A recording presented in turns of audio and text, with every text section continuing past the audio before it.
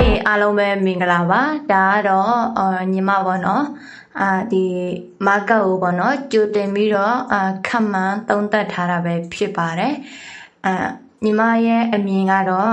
ဆေးဆက်ပေါ့နော်ဖြစ်နိုင်ခြေအများဆုံးမာကတ်ရဲ့ပုံစံပဲဖြစ်ပါတယ်ဒီလိုမျိုးမာကတ်တစ်ခုပေါ့နော်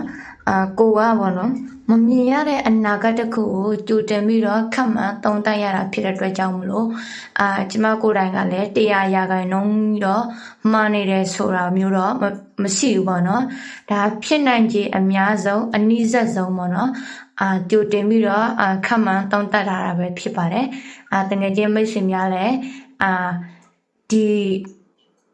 ညီမရဲ့ကြိုတင်ခန့်မှန်းသုံးသပ်ထားတဲ့ပုံစံမျိုးလေးကိုကြည့်ပြီးတော့ကိုနဲ့အမြင်တူမတူပေါ့နော်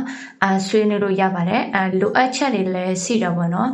လူဆိုတာကတော့ပြည့်စုံနေတော့မရှိဘူးပေါ့နော်အခုဒီမာကတ်ရဲ့ဒီပုံစံကိုကြည့်ပြီးတော့ပေါ့နော်အော်ရာကိုဘယ်လိုဝင်ရမလဲဆိုရင်တော့ဒါကတော့ညီမအနေနဲ့ပေါ့နော်ဒီမာကတ်က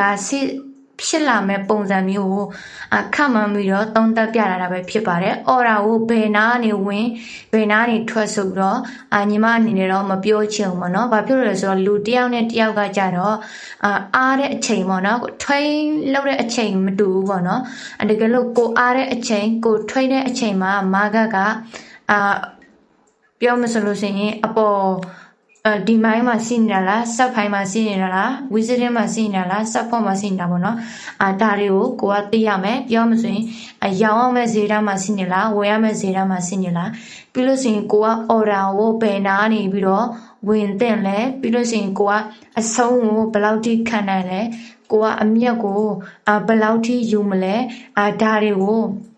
ကြိုတင်ပြီးတော့တွက်ဆရမှာဖြစ်ပါတယ်ညီမအနေနဲ့ဒီပလန်တိုင်းသွားမယ်ဆိုတာမျိုးတော့မဟုတ်ဘူးပေါ့နော်ဒီပလန်ကိုကြည့်ပြီးတော့ကိုအားတဲ့အချိန်ကြရင်မာကတ်ကဘယ်နာကိုရောက်နေလဲပြီးရင်ကိုကအော်ဒါဝင်တင်လားမဝင်တင်ဘူးလားဆိုတာကိုတော့ကိုယ်တိုင်ပေါ့နော်ဆုံးဖြတ်ရမှာဖြစ်ပါတယ်ဒါကြောင့်မလို့တကယ်ချင်းများလည်းဒီတမယားပေးတဲ့ပလန်တစ်ခုကိုကြည့်ပြီးတော့ပေါ့နော်ကိုကအော်ဒါလိုက်ဝင်စရာလည်းမလိုဘူးဘာလို့လဲဆိုတော့သူပေးတဲ့သူအားတဲ့အချိန်နဲ့ကိုအားတဲ့အချိန်နဲ့ပေါ့နော်မတူဘူးပေါ့နော်သူအော်ဒါဝင်တဲ့အချိန်နဲ့ကိုအော်ဒါဝင်တဲ့အချိန်နဲ့မတူဘူးပေါ့နော်အဲ့လိုပုံစံမျိုးတွေရှိတယ်ဒါကြောင့်မလို့ကိုကအော်ဒါဝင်မယ်ဆိုလို့ရှိရင်ကိုယ်တိုင်လည်းဒီမာကတ်ကိုတည်တည်ချာချာလေးသုံးသပ်ရမယ်တည်တည်ချာချာလေးပေါ့နော်လိုက်ကြည့်ရမယ်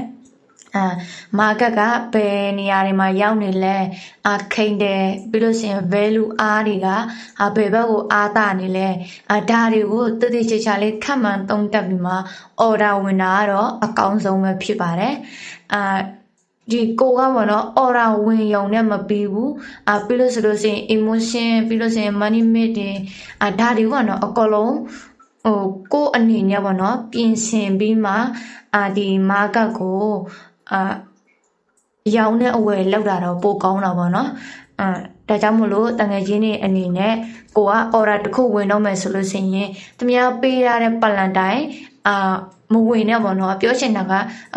သူကဒီလိုမျိုးဖြစ်နိုင်တယ်ဆိုပြီးမြင်မိမှလည်းကို့အမြင်နဲ့တူလားမတူဘူးလားဆိုတာကို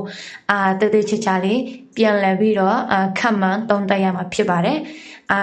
ဘာလို့လဲဆိုတော့သူအားနဲ့ချိန်နဲ့ကိုအားနဲ့ချိန်နဲ့မတူဘူးသူပေးရတဲ့ပလန်ကသူကဖြစ်သွားပြီလားမဖြစ်သေးဘူးလားဆိုတာကိုယ်တိုင်လည်းမသိဘူးလေသူကတော့ဒီပလန်ပေးထားတယ်ဒါပေမဲ့ကိုအားတဲ့အချိန်မှာဒီပလန်ဖြစ်ပြီးသွားပြီဆိုလို့ရှိရင်ကိုအနေနဲ့ပေါ့နော်အော်ဒါဝင်တဲ့ခါကျလို့ရှိရင်အမားယွန်းနေဖြစ်နိုင်တာပေါ့နော်ဒါကြောင့်မလို့ညီမတို့အနေနဲ့ဒီလိုဖြစ်နိုင်တယ်ဆိုတော့ကိုခန့်မှန်းပြီးတော့သုံးသပ်ထားတာဖြစ်ပါတယ်တငယ်ချင်းမိတ်ဆွေတို့ရဲ့အမြင်လေးလည်းလာပြီးတော့မျှဝေပေးလို့ရပါတယ်တငယ်ချင်းတွေအားလုံးပဲကြက်မှတ်ချင်ကြပါစေဒီ flip training ဒီ market မှာပေါ့နော်အကျိုးအမြတ်များများစာနိုင်ကြပါစေလို့ဆုတောင်းပေးပါတယ်ဒါကတော့ညီမကတော့ပေါ့နော်တနင်္လာနေ့ထိခန့်မှန်းထားတာပေါ့နော်ဒီဘက်ဈေးကွက်ပိတ်တဲ့အချိန်မှာဒီမာကတ်ကဘယ်ပုံစံနဲ့ဈေးကွက်ကဘယ်လိုပိတ်မယ်ဆိုတာကိုတော့မသိဘူးပေါ့နော်ဒါကတော့ကြိုတင်ခန့်မှန်းထားတာပဲဖြစ်ပါတယ် ဟုတ်ကဲ့တငယ်ချင်းတွေအားလုံးကိုကျေးဇူးတင်ပါတယ်နောက်ဗီဒီယိုလေးမှာပြန်လည်ပြီးတော့ဆုံတွေ့ကြမယ်နော်